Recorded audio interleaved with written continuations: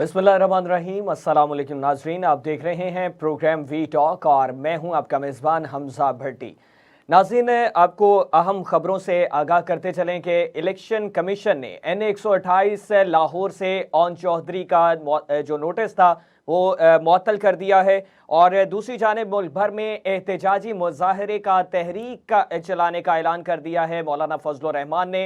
और मौलाना फजलुर रहमान ने कहा कि पाकिस्तान मुस्लिम लीग नवाज के साथ ना तो हम हैं और ना ही शहबाज शरीफ को हम वोट देंगे। और उन्होंने ये भी साथ में कहा कि पाकिस्तान तहरीक इंसाफ के साथ कोई जिस्मों का झगड़ा नहीं है, दिमागों का झगड़ा है जो वो भी ख़त्म हो जाएगा। और उसके साथ साथ पाकिस्तान पीपल्स पार्टी की अगर बात करें तो सिंध में वज़ीर आला जो है उन फरियाल तालपुर का नाम उन्होंने सामने रख दिया है। और दूसरी जानिब जमात इस्लामी और पाकिस्तान तहरीक इंसाफ में इत्तेहाद जो है वो नहीं हो सका। जमात इस्लामी की जानिब से यह कहा गया कि हमारे साथ वफाक और सूबा खैबर पख्तूनख्वा दोनों जगहों पे इत्तेहाद की बात की गई थी, लेकिन पाकिस्तान तहरीक इंसाफ जो है इस चीज़ पे नहीं आई। जबकि पाकिस्तान तहरीक इंसाफ की जानिब से यह कहा गया है कि जमात इस्लामी वफाक में मौजूद नहीं है, लिहाजा उनके साथ वफाक में इत्तेहाद कैसे कर सकते हैं। और ये कुछ अहम तफसीलात सामने आ रही हैं, जिस हवाले से हमारे साथ एक्सपर्ट पैनल हमारा मौजूद है, जिसमें सफीना खान साहबा हमारे साथ मौजूद होंगी, वारिस रज़ा साहब हमारे साथ मौजूद हैं और रज़ा सैयद साहब हमारे साथ मौजूद हैं। वारिस रज़ा साहब, सर आपकी तरफ आऊँगा। सबसे पहले तो ये कि मौलाना फजलुर रहमान साहब जो हैं उन्होंने इंतहाई अहम न्यूज़ कॉन्फ्रेंस की है और इलेक्शन नताइज मुस्तरद कर दिए हैं। इस फैसले से नून लीग की पे जो है वो किस तरह मुतासिर हो सकती है नून लीग इस फैसले से? अच्छा हमजा, आपका आखिरी जुमला मैं नहीं सुन सका हूँ। वारिस मैंने साहब, कहा आपको आवाज आ रही है? जी जी आ रही है। मैंने कहा आखिरी जुमला आपका नहीं सुन सका हूँ। जी वारिस साहब, मौलाना फजलुर रहमान साहब ने इंतहाई अहम न्यूज़ कॉन्फ्रेंस की है, इलेक्शन नताइज मुस्तरद कर दिए हैं। इस फैसले से नून लीग जो है कितनी मुतासिर होगी? देखिए, इसमें नून लीग के मुतासिर होने का कोई चांस ज्यादा नहीं लगता। बात यह है कि ये बहुत अहम बात है कि मौलाना फजलुर रहमान ने जो प्रेस कॉन्फ्रेंस की है वो क्यों की है और किस वजह से की गई है और क्यों वो किसी का साथ दे न देकर अपोजिशन में बैठना चाह रहे हैं। हालांकि मौलाना फजलुर रहमान जो है ना, वो इस बात को मुझसे और आपसे ज्यादा जानते हैं कि उनके 3-4 सीटों से अपोजिशन में कोई बहुत ज्यादा जान नहीं पड़ने वाली। लेकिन बात यह है कि ये बात यूं नहीं है। ये अनफोल्ड अगर मैं आपको करने बैठ जाऊं, तफसील तो मैं नहीं बता सकता, लेकिन थोड़ा सा मैं जरूर नाजरीन को आगाह कर दूं कि इस खत्ते में जो है ना 79 के जो है वो इन्वेजन के बाद, यानी रूस के इन्वेजन के बाद अफगान वार एक शुरू हुई थी। उस अफगान वार में जो है ना वो मजहबी जमातों को, मजहबी एलिमेंट को नवाजा गया था और इस्टेब्लिशमेंट ने बड़े अच्छी तरीके से उनकी सेवा भी की, नवाजा भी, और उनको जो है ना प्रोमोट भी किया। न सिर्फ प्रोमोट किया बल्कि यानी एमिनिटी प्लॉट के नाम पर ऐसी ऐसी जगह पर मदरसे और तामीरात कायम करने की इजाज़त दी कि ताकि वो उस वक्त की इस्टेब्लिशमेंट यानी ज़िया-उल-हक की इस्टेब्लिशमेंट और उस वक्त उसके बाद आने वाली तमाम इस्टेब्लिशमेंट वो अपना यानी मजहबी जमातों को और ख़ासतौर से अफगान जिहाद के ज़िम्न में तमाम जमातों को जो है ना वो अपना असासा समझती थी, अपना असेट समझती थी। लिहाजा अब वो 2024 में इस वही इस्टेब्लिशमेंट का जो है ना नुक्ते नज़र ये तब्दील हुआ है कि अब ये हमारे लिए असासा नहीं रहे, हमारे लिए जो है वो एक बोझ है या एक अननेसेसरी की जो है वो रिक्वायरमेंट है।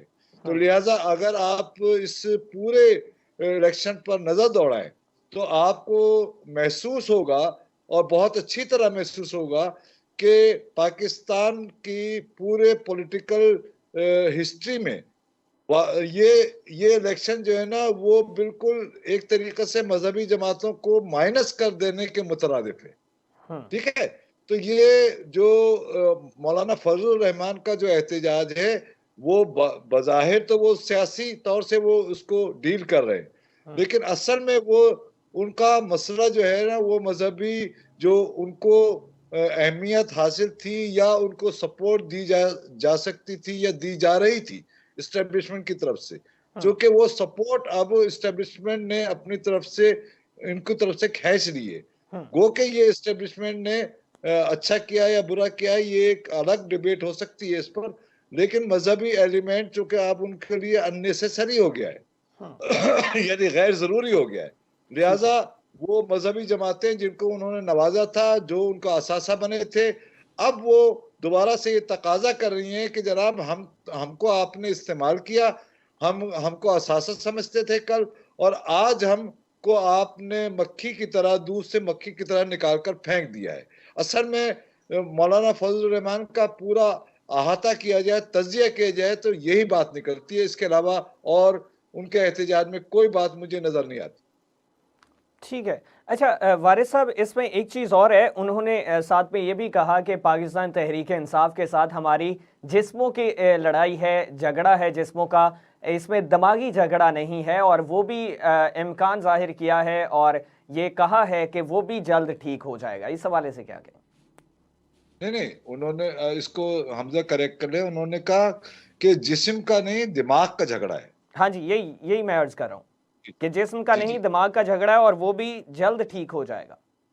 जल्द ठीक हो जाएगा। तो मैं ये समझता हूँ कि देखिए, इस वक्त पीटीआई और मजहबी जमातें जो पीटीआई के साथ जा रही हैं, ये प्री जो है ना अफगान वार का जो फलसफा है पाकिस्तान में, तालिबान को जो है ना डिफ्यूज नहीं करना है तालिबान को, या तालिबान की सोच को या मजहबी सोच को डिफ्यूज नहीं करना है, बल्कि उस सोच को जो है ना दोबारा से असर नौ रिकॉन्स्टिट्यूट करना है। तो लिहाजा ये रिकॉन्स्टिट्यूशन का जो प्रोसेस है, इस हवाले से वो ये समझते हैं कि पीटीआई जो है ना पीटीआई जो है ना मॉडरेट जो है वो मजहबी एलिमेंट के तौर पर जो है ना उनका हिस्सा बन सकती है। और ये एक बात बता दो, ये बहुत खतरनाक रुझान है। बड़ी मुश्किल से ये हमने मजहबी अफिलियत से, मजहबी तंग नजरी से, मजहबी दहशतगर्दी से बड़ी मुश्किल से हमने निजात हासिल की थी। दोबारा से ये तीनों पार्टियां, बल्कि तीन नहीं 4 पार्टियां, यानी फजलुर रहमान साहब, जमात इस्लामी, एमडब्ल्यूएम और सर, पीटीआई, जमात इस्लामी दोबारा का तो खत्म हो गया ना, चांस खत्म हो गया, जमात इस्लामी का इत्तेहाद का चांस खत्म हो गया। हुआ बेटा, खत्म हुआ या नहीं हुआ, सोच वही है, बात हम्म, सोच की है। ठीक तो है। लिहाजा उस सोच को दोबारा प्रिवेल करना चाहते हैं, ये दोबारा से असर नौ रिकॉन्स्टिट्यूट करना चाहते हैं, जो कि इस समाज के लिए, इस सोसाइटी के लिए, इस समाज के डेमोक्रेटिक सिस्टम के लिए, सियासत के लिए बहुत खतरनाक बात है, जो कि नहीं होनी चाहिए। ठीक है। अच्छा वारिस साहब, इसमें मौलाना फजलुर रहमान ने बड़ी धांधली का इल्ज़ाम लगा दिया है, और इसमें इसका क्या मतलब है कि केपी, पंजाब और सिंध के नताइज जो हैं उनको धांधली ज़दा कह रहे हैं मौलाना फजलुर रहमान साहब? जी, उन्होंने तो तमाम के तमाम इलेक्शन को धांधली ज़दा कहा है, ठीक है ना। उसमें उन्होंने शायद वो ये भूल गए कि उनकी भी 4 सीटें हैं, वो भी गोया कि धांधली से आई हैं। देखिए, हमेशा याद रखिएगा, हजरत अली का एक कौल है कि जब आप किसी के ऊपर उंगली उठाते हैं तो 4 उंगलियां आपके ऊपर उठती हैं, ठीक है ना। जब आप ये कहते हैं ना कि धांधली हो गई है, तमाम इलेक्शन धांधली शुदा हैं, तो जनाब जो आपने सीटें बलूचिस्तान में जीती हैं, आपने सीटें जो केपी में जीती हैं, तो वो भी धांधली में है। इसका मतलब तो ये हुआ ना, मैं क्या निकालूं इसका मतलब। तो बात ये है कि इसीलिए कहा जाता है कि गुफ्तगू करते वक्त और पॉलिटिकल डिसीजन लेते वक्त, देखिए हमजा, मैं बार बार ये आपसे बार बार बात कहता हूं कि सियासी दानिश बहुत बहुत अहम होती है, पॉलिटिकल दानिश बहुत अहम होती है। पॉलिटिकली आप किस तरीके से चीजों को मूव कर रहे हैं, ये बड़ा जो है ना अहम बात होती है, जिसको कि हमारे जितने ज़ौमा है वो पेशे नजर नहीं रखते, और उसके बाद जो है ना उसका खुद ही शिकार हो जाते हैं। तो मैं ये समझता हूं कि ये जो मजहबी एलिमेंट, जिसमें पीटीआई बराबर की शरीक है, पीटीआई बराबर के शरीक है, पीटीआई इंतहाई तंग नजर मजहबी जमात की तौर से जो है ना इस वक्त उभर कर सामने आई है, और उसने यही मंजर बेचा भी है रियासत मदीना का। तो लिहाजा इस खतरनाक सूरत हाल को अब हमने संभालना है, पाकिस्तान इसको बियर नहीं कर सकता। ठीक है पाकिस्तान इसको रजा, बियर नहीं कर। ठीक है रजा सैयद साहब, सर मौलाना फजलुर रहमान ने इंतहाई अहम प्रेस कॉन्फ्रेंस की है और इलेक्शन नताइज मुस्तरद कर दिए हैं। इस फैसले से नून लीग जो है वो कितनी मुतासिर होगी, क्या समझते हैं? पाकिस्तान के 2024 के मौजूदा इलेक्शन कई हवालों से बहुत गैर मामूली इलेक्शन समझे जाएंगे और इसमें जो एक बहुत बड़ा अहम जो एक पहलू है वो मुल्क में मजहबी सियासी जमातों को जो रिवायती मैंडेट इससे पहले मिलता रहा है उसका हासिल ना होना, ये भी हिस्ट्री के अंदर इसके ऊपर बहुत बात होगी, बहुत बहस होगी। मौलाना फजलुर रहमान जेयूआई के सरबराह हैं और जेयूआई वो जमात है जो पिछले कम अज कम 20 साल से पार्लियामेंट में बहुत सिग्निफिकेंट प्रेजेंस की हामिल है, सूबों में और वफाक में हुकूमतों का हिस्सा भी। अगर जेयूआई की आप ओवरऑल तारीख देखें तो मुफ्ती महमूद साहब के ज़माने में 70 की दहाई में और उसके बाद भी बहुत फाल सियासत इनकी रही है, लेकिन मौलाना फजलुर रहमान की क़यादत में पिछले 25 साल जो क़यादत है जेयूआई की, उसमें ये पहला मौका है कि जिसमें जेयूआई की जो इलेक्ट्रोल परफॉर्मेंस है वो in terms of translating into the number of seats बहुत कमज़ोर रही है। 3 शायद नशिस्तें हैं इस वक्त जो जेयूआई के पास आई हैं, इसमें से जो मौलाना की अपनी नशिस्त है वो बाद उनके जो तज्जियाकार हैं उनका कहना ये है कि वो महमूद खान अचकज़ई की मेहरबानी से उनको मिली है बलूचिस्तान में। इसी तरह जो पेशावर की सीट है वो मैं आपको बता चुका हूँ, हमारे दोस्त हैं नूर आलम खान साहब जो कि कहीं से भी जेयूआई के नहीं है, यानी जेयूआई के तो नहीं है कम अज कम वो, और बहुत ही लिबरल और प्रोग्रेसिव किस्म की फैमिली है उनकी और खुद भी बहुत ही रोशन ख्यालात के हामिल शख्सियत है। लेकिन इस वक्त कोई इंतखाबी मजबूरी रही होगी या कोई कानूनी मजबूरी रही होगी उनकी, तो उन्होंने जेयूआई फे का टिकट हासिल किया। इस तरह से जेयूआई की 3 सीटों में से एक सीट जो है पेशावर से वो उनकी आ गई, यानी उनके खाते में डल गई। ऐसे में मौलाना फजलुर रहमान के ऊपर उनके अपने वोट बैंक और वोट बैंक से बढ़कर उनका जो एक हल्काए मुतक़ीदीन है या जो उनका एक फॉलोअर्स का एक हल्का है जो कि पूरे पाकिस्तान में एग्जिस्ट करता है, तूल अर्ज में यानी कराची शहर में उनका मदरसा नेटवर्क है, सिंध में उनका मदरसा नेटवर्क है, इवन पंजाब, केपी, बलूचिस्तान हर जगह उनका एक मदरसा नेटवर्क भी है जो उनकी सियासी सरगर्मियों के साथ साथ उनकी जो मजहबी और जो मसलकी खिदमात हैं उसके ऊपर उसका बहुत बड़ा एक फुटप्रिंट है।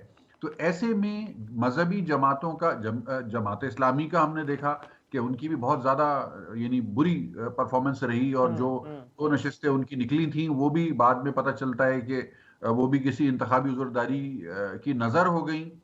ऐसे में वारिस साहब ने जो बात कही है ये पूरा एक मौजू है, इसके ऊपर तो कई प्रोग्राम किए जा सकते हैं और मैं उनकी बात से यानी डिसएग्री भी नहीं करता कि मजहबी जो सियासत है पाकिस्तान की उसको किस तरह से कन्वर्जेंस का सामना है इस वक्त और किस तरह से वो बज़ाहिर एक मेन स्ट्रीम की बड़ी नुमाइंदा जमात में आपको मजहबी जमातें एक धारे में शामिल होती हुई नजर आ रही हैं। MWM भी उनके साथ खड़ी है, जमात इस्लामी भी नजरियाती तौर पर और सियासी तौर पर उनके साथ खड़ी है, जेयूआई के साथ गो के उनका नहीं है अलायंस, लेकिन मजहबी तबकात का पाकिस्तान तहरीक इंसाफ के साथ कन्वर्जेंस जो है वो पाकिस्तान की फार राइट की जो पॉपुलेशन है जो कि बड़ी तादाद में है वो उसकी एक सिग्निफिकेंट रिप्रेजेंटेशन रिफ्लेक्ट होती है उसके अंदर। तो मेरा ख्याल है बड़े दिलचस्प टाइम्स हैं, बड़े इंटरेस्टिंग टाइम्स हैं जो हम देख रहे हैं कि पाकिस्तान में main stream religious political parties जो हैं उनका अपनी शनाख्त और उनका अपना मैंडेट और उनका अपना वोट बैंक श्रिंक हो रहा है और वो एक main stream right wing populism की नुमाइंदा जमात या ग्रोह या कल्ट कह लीजिए जो आपको पसंद हो उसके साथ वो शामिल होते जा रहे हैं। तो ये पाकिस्तान की सियासत पर एक दूररस नताइज इससे मुरतब होंगे। याद रहे कि पाकिस्तान मुसलमानों का मुल्क है, यहाँ पर 96-97% मुसलमान हैं और मुसलमानों में भी ज़्यादातर रासिखुल अकीदा मुसलमान हैं, प्रैक्टिसिंग मुसलमान हैं जो कि अपनी रोज़मर्रा ज़िंदगी के साथ साथ अपनी पॉलिटिकल प्रेफरेंसेस और अपनी सोशल प्रेफरेंसेस में भी बहुत ज़्यादा यानी मज़हब को अहमियत दी जाती है। हमारे यहाँ हर तकरीब का आगाज़ जो है वो मजहबी हवालों से होता है और हर तकरीब में मजहब की पार्टिसिपेशन हमारे लिए जो कि बड़ी एक सिग्निफिकेंट बात है। ठीक है, ऐसे में जी ऐसे में जेयूआई का इलेक्टोरल विक्ट्री हासिल ना करना यकीनन जेयूआई के अपने हलकों में एक बहुत बड़ा सवालिया निशान सवालिया है, निशान। जिसको मौलाना साहब ने अपने बयान के जरिए और अपनी पॉलिसी के जरिए आपके सामने और हमारे सामने रखा। ठीक है, ठीक है। सफीना खान साहबा, मौलाना फजलुर रहमान साहब की अहम न्यूज़ कॉन्फ्रेंस और काफ़ी टाइम बाद जो है वो स्टैब्लिशमेंट के सामने दिखाई दिए हैं, और क्या इस चीज़ से आप नतीजा अखज़ करती हैं, कितनी मुतासिर होगी नून लीग इन बयानात से और इस फैसले से मौलाना फजलुर रहमान के? सलामुअलैकुम हमजा, मैं तो बहुत देर से इंतजार कर रही थी कि मौलाना कहाँ है। मैं ये भी ट्वीट की थी कि मौलाना साहब नजर नहीं आ रहे, कहीं पे भी कहीं गायब हैं। तो लगता है वो एक लंबी नींद के बाद जाग गए हैं और उनको पता चल गया है कि नहीं, मुझे जो है वो बेल्स को रिंग करना है, और वो करने के लिए आ गए हैं। ये पाकिस्तान के आने वाला जो भी सेटअप है, जिसको हम कह सकते हैं कि शहबाज शरीफ का सेटअप है, वो मुझे सक्सेसफुल होता हुआ नजर नहीं आ रहा। इतना एग्रेसिवली पाकिस्तान की ऑलमोस्ट तमाम पार्टीज जो हैं वो वन साइड टिल्ट कर गई हैं, जो कि एहतजाज कर रही हैं कि पाकिस्तान के अंदर फ्री एंड फेयर इलेक्शन नहीं हुए हैं, और अगर हुए भी हैं तो उसमें रिगिंग इतनी मैसिव हुई है कि उनका वोट बैंक तोड़ा गया है। अब मजबूरी में ही सही, पीटीआई एहतजाज तो नहीं कर रही है, उस तरह से बायकॉट नहीं कर रही है, लेकिन एहतजाज पूरे पाकिस्तान में कर रही है। अब मौलाना फजलुर रहमान, अब एहतजाज कौन सी 3 जमातें जो है वो नहीं कर रही है? एमक्यूएम नहीं कर रही है, पीपल्स पार्टी नहीं कर रही है, और नून लीग मुस्लिम नहीं लीग कर नून। रही। ये 3 जमातें जो कि बहुत ही खुश हैं कि बहुत ही साफ शफाफ इलेक्शन हुए हैं पाकिस्तान के अंदर, और ऐसा लग रहा है कि शायद नवाज शरीफ साहब ने भी एक्सेप्ट कर लिया है कि उनका इतना ही मैंडेट था। सफीना साहबा, इससे वैसे ज्यादा उनकी हो सकता है popularity नहीं पाकिस्तान। एक और जमात जो है वो एहतजाज में शामिल हो जाए अगले आने वाले दिनों में। कौन सी जमात? पीटीआई की बात कर रहे हैं तो वो तो ये सोच रहे हैं नहीं, ये जो 3 जमातों के आपने नाम लिए हैं, पाकिस्तान मुस्लिम लीग नवाज और पाकिस्तान पीपल्स पार्टी नवाज और की बात एमक्यूएम। करें तो अच्छा, वो आप ये बात कह सकते हैं कि मुस्लिम लीग नवाज हो सकता है एहतजाज में हिस्सा ले ले। मुस्लिम लीग शीन तो बड़ी खुश है इस सेटअप से ना, वो सबसे ज्यादा बेनिफिशियरी है इस सिस्टम की, तो वो तो कभी भी नहीं चाहेंगे कि बेनिफिट हो किसी और को। वो बल्कि खड़े हो जाएंगे कि रियासत सबसे पहले, आप मेरे वर्ड याद रखिएगा, सबसे पहले शहबाज शरीफ उठेंगे और प्रेस कॉन्फ्रेंस रखेंगे कि हर रिश्ता बाद में है, मेरे लिए पाकिस्तान सबसे पहले है। तो फिर आप सोचिए, उनके घर से ही, नून के घर से ही मुखालफत भी आएगी सबसे पहले। ठीक है, ठीक है सफीना साहब, अभी एक शॉर्ट ब्रेक लेंगे, ब्रेक के बाद वापस आएंगे और तमाम तर तफसीलात के हवाले से मजीद आगे गुफ्तगू बढ़ाएंगे। एक्सपर्ट पहला हमारे साथ मौजूद है, हमारे साथ ही रहिए। वेलकम बैक नाजरीन। प्रोग्राम के इस हिस्से में आपको बताएं कि फाफिन की रिपोर्ट आई है जिसके मुताबिक 47.6% शरह रही है 2024 में इलेक्शन के हवाले से, और 2018 में शरह जो थी वो 52.1% थी, जबकि 6.6 करोड़ वोटर्स ने वोट का हक इस्तेमाल किया। 2018 की निस्बत 58 लाख जायद वोट जो है वो इस्तेमाल किया गया, वोट डाले गए हैं, लेकिन इसके बावजूद जो है वो इसमें शरह में कमी आई है। ये भी एक सवालिया निशान उठा दिया है फाफिन की तरफ से। एक्सपर्ट पैनल हमारे साथ मौजूद है, सफीना खान साहबा, वारिस रजा साहब और रजा सैयद साहब। रजा सैयद साहब, आपकी जानिब आगे बढ़ूंगा। रजा साहब, क्या समझते हैं कि नवाज शरीफ जो है उनकी सियासी मुश्किलात में इजाफा होता हुआ दिखाई दे रहा है? जी बिल्कुल, सियासी मुश्किलात में उनका इजाफा हुआ है, और मैं साथ में जो फाफिन की जिस रिपोर्ट का आप हवाला दे रहे हैं टर्नआउट का, उस पर मैं जरूर कमेंट करना चाहूंगा। ये एक गैर मामूली इलेक्शन थे, और इस इलेक्शन में वाज़े तौर पर मुल्क की सबसे बड़ी सियासी जमात को हिस्सा लेने से रोकने का बाकायदा एक आईनी और कानूनी बंदोबस्त नाफिज हुआ था। बल्ले का निशान नहीं था बैलेट पेपर पे, जिसकी वजह से आबादी का वोटर्स, देखिए हर वोटर का एक जैसा मिजाज नहीं होता। बहुत सारे लोग होते हैं जो कन्फ्रंटेशन वाली जगहों से दूर हटते हैं, यानी जहां पर झगड़ा हो रहा होता है ना, बेशक वहां पर रश लगता है तमाशा देखने वालों का, लेकिन एक ज्यादा बड़ी तादाद ऐसे खामोश लोगों की होती है जो झगड़े वाली जगह से कन्नी कतरा के निकल जाना पसंद करते हैं, और वो कहते हैं नहीं, we don't want to stay away from the mess. तो जो यहाँ माहौल बना पाकिस्तान में बाय एंड लार्ज, खासतौर पर बड़े शहरों में, कि एक सियासी जमात जो थी वो प्रैक्टिकली उसको इलेक्शन कैंपेन चलाने की फ्री हैंड हासिल नहीं था। तो ऐसे में उस सियासी जमात के बहुत से हमदर्द यकीनन ऐसे रहे होंगे कि जिन्होंने झगड़े, फिसाद और अनसर्टेनिटी के खौफ के पेश नज़र घर से निकल के वोट डालने की बजाय घर में बैठे रहने को तरजीह दी होगी। हालांकि बड़ी अनफॉर्चुनेट बात है, इलेक्शन और जमहूरियत और पार्लिमानी जमहूरियत की रूह के बरखिलाफ है ये बात, लेकिन ये बुनियादी इंसानी नफ्सियात का मामला है कि लोग जो है वो, बहुत सारे लोग जो हैं वो कहते हैं नहीं भाई, हम फिसाद वाली जगह से दूर रहना चाहते हैं, हम रिस्क नहीं लेंगे, पता नहीं क्या हो जाएगा। तो एक तो ये पॉइंट है। अब आते हैं मियाँ साहब की जो सियासी मुश्किलात हैं। तो मेरा ख्याल है मियाँ साहब का जो एक बहुत बड़ा होता ही है ना कि जब आप कार्ड अपने खोल के रख देते हैं लोगों के सामने, आवाम के सामने, तो आपकी तवक्कुआत का बोझ आप पे ही आ जाता है सबसे ज्यादा। अब मियाँ साहब की जमात ने मियाँ मोहम्मद नवाज शरीफ के अगले वजीर आजम होने का एक खबरनुमा इश्तिहार 2 दिन पहले इलेक्शन से जारी करवा दिया तमाम अखबारात में। अच्छा, इससे क्या हुआ? उससे एक साइकोलॉजिकल प्रेशर खुद उन किसी और पे नहीं, उन पे ही सबसे ज्यादा बन गया कि जी अब तो उनको वजीर आजम बनना ही है, क्योंकि उन्होंने वजीर आजम बनने का ऐलान कर दिया है। अच्छा, अब नहीं हुआ, नहीं आए ऐसे नंबर इलेक्शन का नताइज में, उनके लिए ऐसे फेवरेबल नंबर नहीं आए कि जिससे उनका वजारत उज़्मा का चौथी मरतबा वजारत उज़्मा पे आने का इरादा या ख्वाब पूरा होता।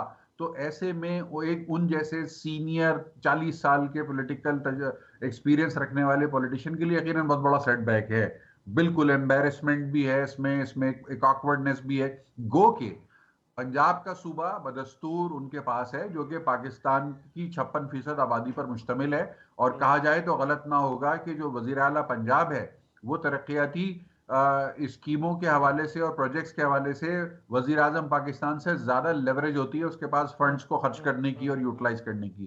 तो उस हिसाब से तो उनके पास पंजाब का सूबा सिक्योर है, जो उनकी साहबजादी के पास ही गालिबन चीफ मिनिस्टर के तौर पे आने वाला है। लेकिन मियाँ साहब की अपनी सियासत पर बहुत बड़ा सवालिया निशान है। उम्र के जिस हिस्से में वो हैं, सेहत के जिन मसाइल से वो दो चार रहे हैं पिछले सालों के दौरान, तो अब बहुत सारे लोग खुलकर ये बात कह रहे हैं, मेरी राय जाती इसमें शामिल नहीं है, लेकिन बहुत सारे लोग ये बात खुलकर कह रहे हैं कि शायद अब मियाँ मोहम्मद नवाज शरीफ जो हैं उनका बहैसियत वजीर आजम पॉलिटिकल एम्बिशन या पॉलिटिकल कैरियर जो है अब वो गैर यकीनियों की तरफ चला गया है। और बहुत ज्यादा खुल के जो उनके हामी भी समझे जाते हैं वो कह रहे हैं कि जी उनका सूरज शायद गुरूब हो गया। मैं बिलीव नहीं करता इस किस्म के स्वीपिंग स्टेटमेंट्स के ऊपर, इसलिए कि ये सिर्फ अल्लाह के हाथ के मामलात होते हैं। वो जिसको चाहता है जब चाहता है उरूज देता है और जिसको चाहता है जवाल दिखा देता है। तो उस हिसाब से तो कुछ भी कभी भी हो सकता है। लेकिन हाइंडसाइट में नजर यही आ रहा है कि मियाँ साहब के पॉलिटिकल एम्बिशंस पूरे ना हो सके और वो उस तरह एक स्टेट्समैन के तौर पर, एक 4th टाइम प्राइम मिनिस्टर के तौर पर, रेस्क्यू करने वाली एक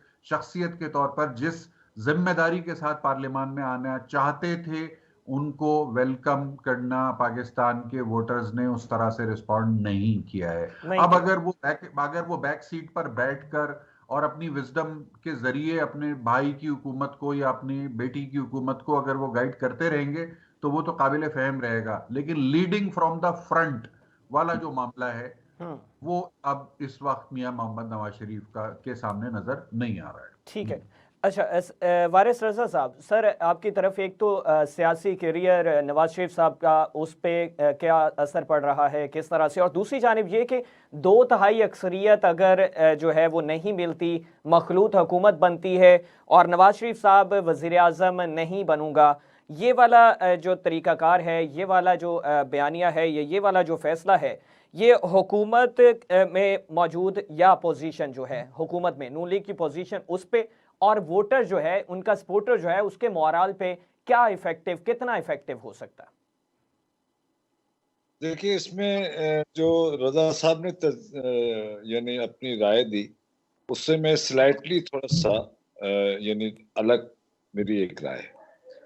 मैं ये समझता हूँ कि नवाज शरीफ ने जो इस वक्त जो किरदार अदा किया है या जो इस वक्त डिसीजन लिया है वो उनके सियासी कैरियर को बचाने का बेहतरीन एक जरिया था और उन्होंने बेहतरीन की चॉइस करके अपने आप को तमाम चीजों से जो है ना अवेयर रखा है और ये बहुत ठीक बात है।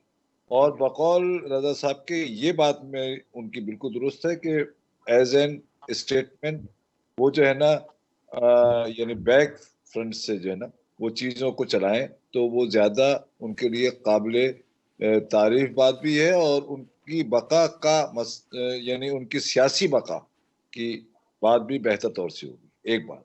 दूसरी बात ये है कि जहां तक मैं ये समझता हूँ कि नवाज शरीफ का चैप्टर जो है वो अभी बहुत तवील, जब तक कि वो हयात हैं, पंजाब का चैप्टर नवाज शरीफ से आप ले नहीं सकते। कि बहुत वसूख के साथ मैं अपने तज्जिए की रोशनी में ये बात कह रहा हूँ कि पंजाब का चैप्टर आप नवाज शरीफ के माइनस नवाज शरीफ ले नहीं सकती, कर नहीं सकती। और यही वजह है कि इस मर्तबा नवाज शरीफ ने एहतजाजन जो कुछ भी किया, यानी गोया के भाई के हवाले वजीर आजमशिप कर दी, लेकिन उन्होंने बहुत खूबसूरती से, देखिए इसको हम नजरअंदाज कर जाते हैं इस पहलू को, बहुत खूबसूरती से उन्होंने पंजाब को शहबाज के किसी भी फर्द के लिए नहीं छोड़ा, न जाने दिया। पंजाब को उन्होंने अपने पास रखा और उनको पता है पंजाब की, बकौल रजा साहब की बहुत सही बात की उन्होंने, उनको पता है पंजाब की क्या अहमियत। तो लिहाजा उन्होंने कहा वजीर आजम ठीक है आप बन जाए, ओके नो प्रॉब्लम, लेकिन पंजाब में आपके हवाले नहीं करूंगा। इतनी आसानी से मान गए? हाँ हाँ ना, आसानी से क्या मान गए? आप देखिए ना हमजा, एक बात तो जानेंगे, आप लाहौर में हैं, आप अपनी ईमानदारी से मुझे शायद बताएंगे, गो के मुझे ये आपसे नहीं पूछना चाहिए। देखिए पंजाब में किसका वोट है, ईमानदारी से बताइए। सर बज़ाहिर तो जिस तरह से बात है, इलेक्शन वोट्स जिस तरह से सामने आए हैं और आज़ाद उम्मीदवारान जो हैं वो भी पीछे दिखाई नहीं दिए हैं और इस चीज़ को नज़रअंदाज नहीं कर सकते। जैसे डिस्ट्रिक्ट फैसलाबाद की अगर बात की जाए, वो स्पेशली उसने बड़ा किरदार अदा किया है और लाहौर जो है उस पर अभी भी तहफ़्फ़ुज़ात का इजहार है। आज NA 128 से नोटिस जो है वो मुअत्तल कर दिया गया है ऑन चौधरी साहब। आप मेरे सवाल को नहीं समझे, काइंडली इसको समझे। मैं ये कह रहा हूँ कि जैसे वोट जो है ना PTI का इमरान खान का है, ठीक है, वोट जो है वो पीपल्स पार्टी का भुट्टो का है। तो मैं ये पूछना चाह रहा हूँ, आप पंजाब में बैठे हुए हैं, कि वोट पंजाब में किसका है? आप शीन और नून की वजाहत चाह रहे हैं? मैं पूछना चाह रहा हूँ एक बात, आप मुझे बताइए किसका वोट? नहीं, वो तो इस चीज से मैं एग्री करता हूँ कि नवाज शरीफ के लिए वोट कास्ट किया है लोगों ने, शीन नहीं नून के लिए किया है और इसी वजह से तहफुजात आ रहे हैं। अब बात यहाँ खत्म हो गई। देखिए PTI के जितने भी अरकान जीते हैं, आप क्या समझ रहे हैं कि उनकी कोई हैसियत है? नहीं, वोट इमरान खान का है। ठीक है, ठीक है, ठीक है ना, इमरान खान का, चाहे वो किसी भी सूरत आपने कहीं भी उसको धकेल दिया है, वो अलग बात है। मैं आपका पॉइंट समझ गया। ठीक है, ठीक है वारिस साहब, सफीना साहबा से जानना चाहूँगा इस हवाले से। एक तो ये कि 2/3 अक्सरियत अगर नहीं मिलती और मखलूत हुकूमत बनती है और नवाज शरीफ साहब का ये फैसला कि मैं वज़ीर आज़म नहीं बनूंगा, ये हुकूमत की पोजीशन और उनके वोटर सपोर्टर के मोराल पे कितना इफेक्टिव होगा। और दूसरी जानिब एक चीज़ जो वारिस रज़ा साहब ने अभी जो पॉइंट आउट की है, उसी हवाले से जानना चाहूँगा कि मॉनिटरिंग जजेस जो हैं उनकी तैनातियों पे एतराज़ात के अंबार लगाने वाले नवाज शरीफ साहब आज जो हैं वो अपकमिंग वज़ीर आज़म या वज़ीर आला पंजाब जो हैं उनकी मॉनिटरिंग करेंगे और ये करते हुए दिखाई देंगे। तो ये अब सामने आ रही है चीज़। हमजा, पहली बात तो जो सब लोग ये कहने की कोशिश करें कि नवाज शरीफ ने एक स्टेटमेंट की तरह एक्ट किया है, मैं उससे इत्तेफाक नहीं करती हूँ। नवाज शरीफ साहब बहुत बुरी तरह फ्लॉप हुए हैं। वो स्टेटमेंट तब बनते जब वो पाकिस्तान में लैंड कर रहे थे, तो वो एक स्टेटमेंट देते कि मैं पाकिस्तान की खिदमत के लिए आया हूँ। अगर मैं देखूंगा कि मेरी पाकिस्तान की आवाम ने मुझे इस काबिल समझा कि मैं उनकी खिदमत करूं, तो मैं उनकी खिदमत के लिए वो तमाम बड़ा ओहदा लूंगा जो मुझे दिया जाएगा। उनके पास एक और चांस था ग्रेसफुली अपने आप को इस ह्यूमिलिएशन से बचाने का। जिस दिन उन्होंने विक्ट्री स्पीच की थी, उस दिन भी वो आके कह सकते थे कि मेरे पाकिस्तानियों ने चूंकि हमें इतना मैंडेट नहीं दिया है कि मैं पाकिस्तान की वजारत उज़्मा का ओहदेदार रह सकूं या नामजद नुमाइंदा भी रह सकूं, तो मैं इसको अपने आप से अलग करता हूं। आगे मेरी पार्टी डिसाइड करेगी, बाकी जो हमारी मुश्तरका बाकी पाकिस्तान की जमातें हैं वो डिसाइड करेंगी कि उन्होंने पाकिस्तान के इस बड़े मंसब पर किसको बिठाना है। नवाज शरीफ साहब के पास कल रात तक भी ये कहने का जवाब था कि वो खुद ग्रेसफुली आते और कहते कि मैं इस चीज से अपने आप को स्टेप बैक कर रहा हूं, लेकिन क्योंकि वो नहीं कर रहे थे, उनसे जबरदस्ती ये करवाया गया। नवाज शरीफ साहब ने ये स्टेटमेंट नहीं दी। उनकी जो पार्टी इंफॉर्मेशन मिनिस्टर कह लें आप, जो बन जाएंगी अभी, मरियम औरंगजेब एक ट्वीट करती हैं और वो कहती हैं कि नवाज शरीफ साहब की मर्जी से हम अपने उनके छोटे भाई को पाकिस्तान के प्राइम मिनिस्टर के लिए नॉमिनेट करते हैं और उनकी छोटी बेटी जो है वो मरियम नवाज शरीफ साहिबा जो है वो वजीर आला होंगी। मतलब उनको फोर्स करके ये स्टेटमेंट दिलवाने पर मजबूर किया गया। और आज मौलाना साहब की भी एक स्टेटमेंट की कल रात तक भी उसने कहा था मुझे सदर बना दो, आगे से इनकार कर दिया गया। मतलब कल तक नवाज शरीफ साहब अपनी ह्यूमिलिएशन, उनसे ये बर्दाश्त नहीं हो रही कि उनको सिस्टम से इस तरह से निकाल के बाहर फेंका गया है। वो सदारत तक लेने के लिए एग्री थे, उनको उस तरफ से भी इनकार हुआ है। अच्छा, तो ये नवाज मौलाना फजलुर रहमान साहब ने जो बयान दिया है, ये नवाज शरीफ साहब के हवाले से बयान दिया है। तो लग तो ऐसे ही रहा है, क्योंकि जरदारी साहब तो सब कुछ विन विन सिचुएशन में है, तो रह कौन जाता है, नवाज शरीफ साहब ही रह जाते हैं। और रही बात पंजाब में, मैं पंजाब में नवाज शरीफ साहब का वोट बैंक नहीं देख रही हूँ, क्योंकि एक ऐसे आजाद कैंडिडेट जो बिना जमात के, उन्होंने पीएमएलएन से ज्यादा वोट बैंक लिया है। ये वो किला है जो नवाज शरीफ के हाथ से जा चुका हुआ था, उन्होंने जबरदस्ती लेने की कोशिश की है। मरियम नवाज शरीफ साहिबा का ना पहले पार्टी पर होल्ड था, ना अब होगा, ना आगे होगा। उस पार्टी पर होल्ड पंजाब के अंदर शहबाज शरीफ का है, उसके बेटे का है। और आपको वक्त बताएगा, कोई भी एक शख्स आपकी पार्टी का पंजाब में से नवाज के साथ खड़ा नहीं होगा, मरियम के साथ खड़ा नहीं होगा। लेकिन जब जहां जैसे कहेंगे शहबाज शरीफ और उनका बेटा हमजा, वो उस तरफ टिल्ट करेंगे। चाहे नवाज शरीफ की मौजूदगी में ये एक और लाइफ में उनको अपनी ह्यूमिलिएशन देखनी पड़ेगी। अगर वो आजमाना चाहते हैं तो वो आजमा के देख ले, ये मेरा तज्जिया है। ठीक है, रजा सैयद साहब, सर आप इस हवाले से क्या कहेंगे? मॉनिटरिंग जजेस जो हैं उनकी तैनातियों पे एतराज़ात के अंबार लगाने वाले नवाज शरीफ साहब आज वज़ीर आज़म या आने वाले वज़ीर आज़म पाकिस्तान और मुल्क के सबसे बड़े सूबे जो हैं, सूबा पंजाब, उसके वज़ीर आला की जो है वो मॉनिटरिंग करते हुए दिखाई देंगे, क्या कहेंगे इस हवाले से?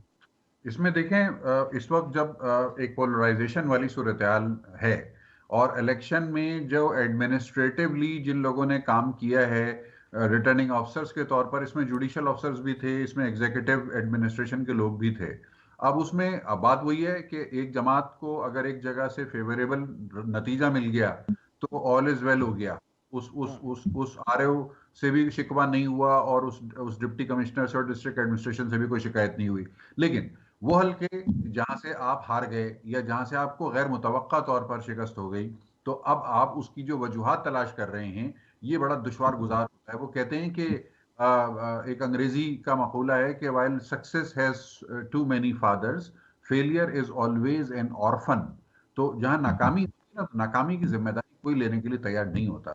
अब मान लेते हैं कि गुजरांवाला के जो आरओ हैं या गुजरांवाला के जो डिस्ट्रिक्ट एडमिनिस्ट्रेशन है, उनसे यकीनन नून लीग वालों को शिकायत होगी। क्यों? इसलिए कि वहां से उनके ख्याल में उनको जीतना चाहिए था, लेकिन गुजरांवाला से तो बिल्कुल उल्टा हो गया मामला, वहां से आजाद उम्मीदवार जीत गए। तो अब वो अफसरान जो हैं, वहां के जो मकामी ओहदेदार हैं नून लीग के, वो अपनी रिपोर्ट आगे ये देंगे कि जी आरओ ने ताउन नहीं किया, वो जी डिप्टी कमिश्नर ने जो है वो मुखालिफिन के फेवर में ये कर दिया।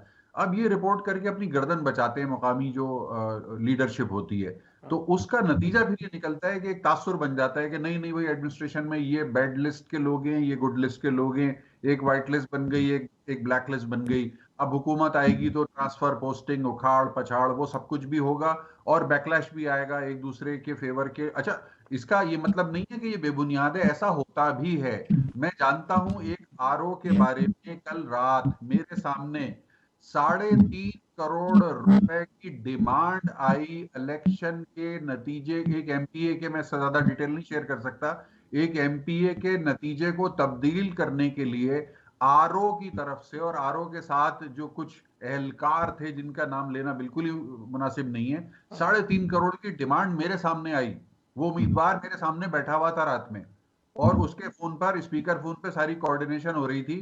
तो 3.5 करोड़ पे आके ठहर गया कि जी 3.5 करोड़ की आप पेमेंट कैश में करवा दें तो ये हो जाएगा जैसा आप चाह रहे हैं। और ये वो उम्मीदवार था जो तीसरे नंबर पे वोट लेके बैठा हुआ था। रजा साहब, इसका मतलब है फजलुर रहमान साहब जो फिर सवाल उठा रहे हैं वो दुरुस्त है, उनका माना जाना चाहिए।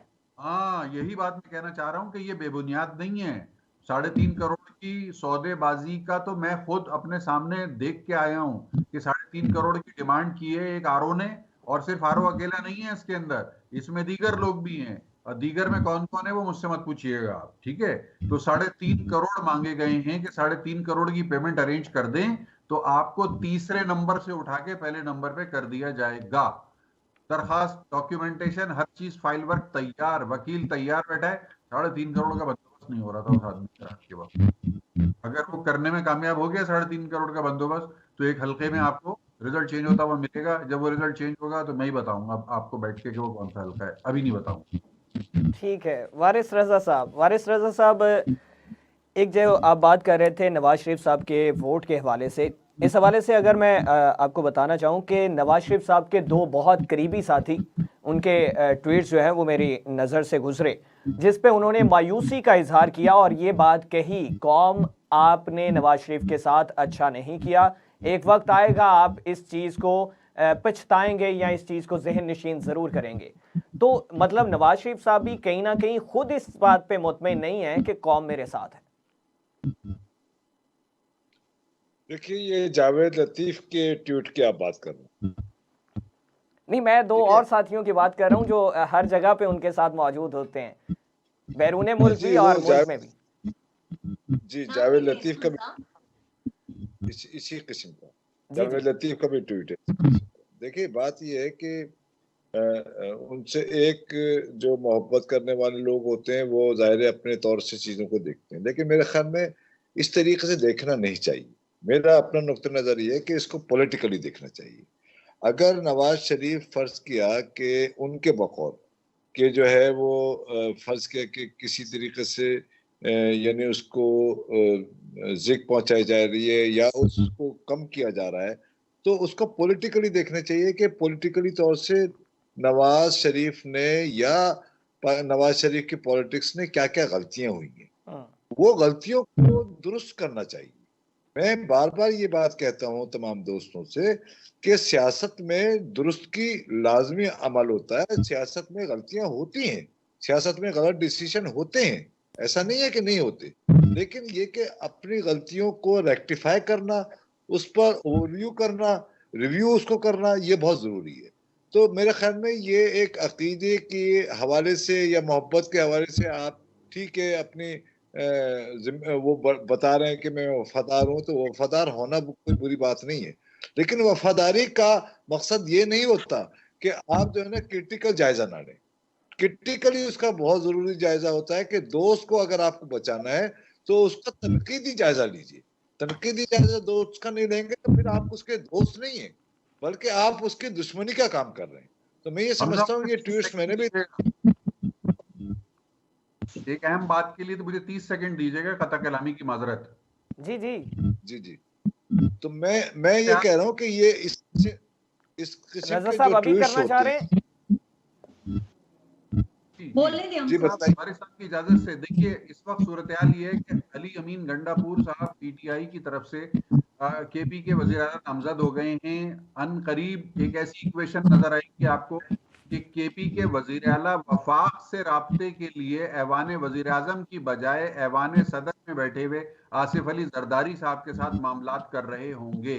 यानी वफाक की वर्किंग रिलेशनशिप जो है वो पीपल्स पार्टी और आसिफ जरदारी साहब के थ्रू मैनेज होगी पीटीआई केपी की हुकूमत, और ऐवान वजीर आजम आपको इस मामले में तकरीबन इररिलेवेंट नजर आएगा। रजा साहब, मेरा आखिरी सवाल यही था जो आपने इस पे कर दिया है। मेरा आखिरी सवाल यही था, जाते जाते मैं आपसे यही जानना चाह रहा था कि कहीं ना कहीं पीटीआई और पाकिस्तान पीपल्स पार्टी मुस्लिम लीग नवाज को सरप्राइज देने जा रही है, कहीं ये वाजे दिखाई दे रहा है या ऐसी पॉसिबिलिटीज हैं? लेकिन यह है कि आपने इसको अभी एडप्ट कर दिया, तो इसी पे मैं आप तीनों का जो है वो मौक़िफ़ जानना चाहूँगा। यही बंदोबस्त है जो तैयार हो चुका है, और यही वो सरप्राइज है जो पाकिस्तान के अवाम को और खासतौर पर नून लीग को मिलने जा रहा है। पीपल्स पार्टी और पीटीआई एक ऐसी वर्किंग रिलेशनशिप में जा रहे हैं कि जिसके अंदर उनके दरमियान इत्तेहाद कोई नहीं है, लेकिन काम दोनों का चलता रहेगा। ठीक है रजा साहब, आपका तो इस बात पे मौक़िफ़ आ गया। टाइम हमारे पास चूंकि कम है, सफीना खान साहब आप इस हवाले से क्या कहेंगी? यही वाली आखिरी सिचुएशन जो रजा साहब ने भी पॉइंट आउट मैं की। आपके प्रोग्राम में भी काफी दफा कह चुकी हूँ, जब तक हमारी पार्लियामेंट बंद नहीं जाती, बंद के सारी चीजें सामने नहीं आ जाती, मैं तब तक किसी भी चीज पे बिलीव नहीं करूंगी, चाहे वो वजीर आला मरियम नवाज हूँ या वजीर आजम शहबाज शरीफ हूँ। मैं तब तक हर चीज पे अपनी आंखों से होता हुआ देखूंगी तो मैं बिलीव करूंगी, तभी मैं कहूंगी द डील इज डन। मैंने चंद रोज कबल एक व्लॉग किया था, तो मैंने कहा था कि जो कुछ होने जा रहा है जरदारी साहब के थ्रू होगा, सरप्राइज मिलने जा रहा है नून लीग को। मैं इसीलिए काम डाउन हूँ कि मुझे ज्यादा फिर वारिस साहब नाराज हो जाते हैं। ठीक है वारिस साहब, आपका इस हवाले से क्या कहना है? रजा सैयद साहब ने आखिरी जो पॉइंट ये रेज किया, मेरा भी आखिरी सवाल यही था कि कहीं सरप्राइज नजर आ रहा है। विद इन सेकेंड इसको रिस्पॉन्ड करिएगा, टाइम खत्म हो गया। अगर आप उनकी बात देखें, उनके तर्जुमान की, पीपल्स पार्टी के तर्जुमान के फैसल करीम कुंडी और बिलावल की बात देखें, तो रजा साहब की बात की तस्दीक होती है। वो उन्होंने, आप देखें उन्होंने जुमला क्या कहा। दिखाई दे रहे हैं नहीं, ऐसा होता हुआ दिखाई देगा। उनका जुमला सुन लीजिए। उन्होंने कहा है कि पीटीआई ने चूंकि हमारे रास्ते बंद कर दिए मुज़ाकरात के, लिहाजा हम जो है नून लीग की तरफ जा रहे हैं। ठीक है, ठीक है, ठीक है। वारिस रजा साहब, सफीना खान साहबा और रजा सैयद साहब हमारे साथ मौजूद थे। बहुत शुक्रिया, आप लोगों ने कीमती वक्त दिया। ये तमाम तर सूरत हाल है, अभी तक जो है वो फैसला नहीं हो सका इस कुर्सी का जो वज़ीर-ए-आज़म पाकिस्तान की है, और सूबाई कुर्सियां जो हैं वो भी अभी तक खाली दिखाई देती हैं। कौन किस कुर्सी पर बैठा हुआ दिखाई देगा ये तो वक्त ही साबित करेगा। अपने मेज़बान हमजा भट्टी को इजाज़त दीजिए। अल्लाह हाफ़िज़।